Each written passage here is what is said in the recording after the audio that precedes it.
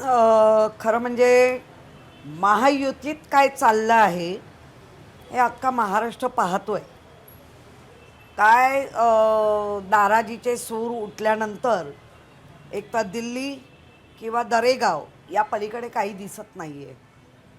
त्यामुळे मला असं वाटतं अगदी मागचा थोडासा इतिहास जर आपण घेतला तर 2014ला आमचीच म्हणजे आमचे आणि भाजप मिळून सत्ता होती.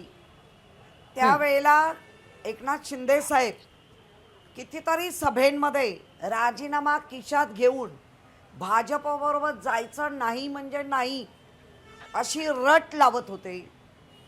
त्यानंतर 2019चं इलेक्शन झालं.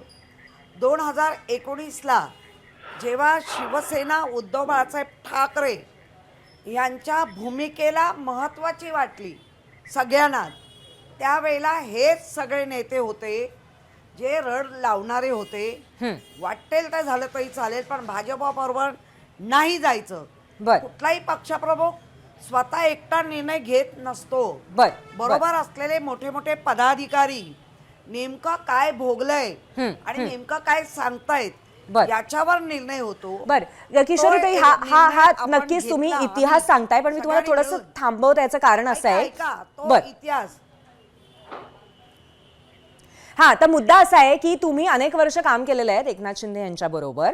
तर सध्या जी त्यांची बॉडी लँग्वेज दिसते ते बघून तुम्हाला काय वाटतं की नक्की काय त्यांच्या मनात चाललेलं आहे, नक्की कशा पद्धतीने काय समोर येत आहे त्या बॉडी लँग्वेज मधून? मला नाही त्यांच्या बॉडी लँग्वेज बघा, आपण एखाद्या सभेला जातो किंवा कुठेही तर आपली बॉडी लँग्वेजच पहिली प्रेझेंट होते आणि ती आत्ताच्या घडीला शिंदे साहेबांची बॉडी लँग्वेज ही डल आहे. कुठेतरी चेहऱ्यावरती भीतीचं सावट आहे. आपण म्हणणं मी घाबरत नाही पण ते आपल्याला आपल्या बॉडी लँग्वेजमधनं दिसतंय हे नेमकं कळत नाही. हाच मोठा तो प्रश्न असतो. आणि आत्ता आपण ज्या गोष्टीवर चर्चा करतो आहोत मुळात आम्हाला झिडकारून गेलेले आहेत, आमच्याकडे वाद लावून गेलेले आहेत.